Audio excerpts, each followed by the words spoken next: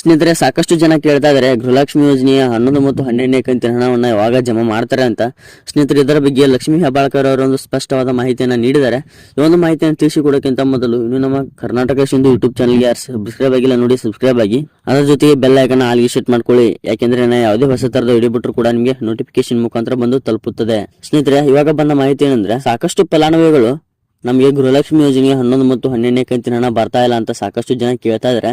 ಸ್ನೇಹಿತರೆ, ಇದರ ಬಗ್ಗೆ ಸ್ಪಷ್ಟವಾದ ಮಾಹಿತಿಯನ್ನು ತಿಳಿಸ್ಕೊಡ್ತೀನಿ. ಈ ಒಂದು ವಿಡಿಯೋನ ಸಂಪೂರ್ಣವಾಗಿ ನೋಡಿ. ಸ್ನೇಹಿತರೆ, ಇಲ್ಲಿಯವರೆಗೆ ಯಾರ ಖಾತೆಗೆ 10ನೇ ಕಂತಿನ ಹಣದವರೆಗೂ ಹಣ ಜಮಾ ಆಗಿದೆ ಅವರಿಗೆ ಯಾವುದೇ ತೊಂದರೆ ಇಲ್ಲದೆ ಗೃಹಲಕ್ಷ್ಮಿ ಯೋಜನೆ ಹಣ ಜಮಾ ಆಗುತ್ತದೆ. ಇನ್ನು ಯಾರ ಖಾತೆಗೆ ಗೃಹಲಕ್ಷ್ಮಿ ಯೋಜನೆ 5ನೇ ಕಂತಿನ ಹಣದವರೆಗೂ ಜಮಾ ಆಗಿದೆ ನೋಡಿ, ಅವರಿಗೆ ಯಾವುದೇ ಕಾರಣಕ್ಕೂ 11 ಮತ್ತು 12ನೇ ಕಂತಿನ ಹಣ ಜಮಾ ಆಗುವುದಿಲ್ಲ. ಸಮಾಜ ಕಲ್ಯಾಣ ಇಲಾಖೆಗೆ ಭೇಟಿಯನ್ನು ನೀಡಿ ನಿಮ್ಮ ಅರ್ಜಿ ಸಲ್ಲಿಸಿದಂತಹ ಸ್ಥಿತಿಯನ್ನ ಚೆಕ್ ಮಾಡ್ಕೊಳ್ಳಿ.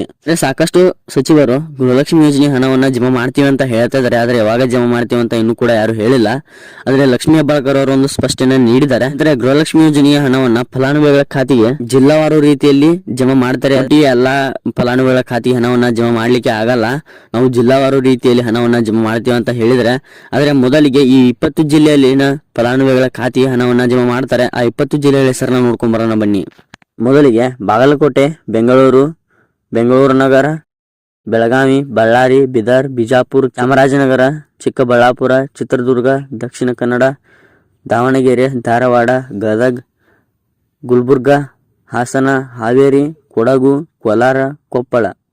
ಈ 20 ಜಿಲ್ಲೆಯಲ್ಲಿನ ಫಲಾನುಭವಿಗಳ ಖಾತೆಗೆ 11 ಮತ್ತು 12ನೇ ಕಂತಿನ ಮೊದಲ ಕಂತಿನಲ್ಲಿ ಈ ಜಿಲ್ಲೆಯಲ್ಲಿನ ಫಲಾನುಭವಿಗಳ ಖಾತೆ ಹಣವನ್ನ ಜಮಾ ಮಾಡ್ತಾರೆ. ಅಂದ್ರೆ ಇನ್ನುಳಿದ ಜಿಲ್ಲೆಯಲ್ಲಿನ ಫಲಾನುಭವಿಗಳು ಕೂಡ ಹಣವನ್ನ ಜಮಾ ಮಾಡ್ತಾರೆ.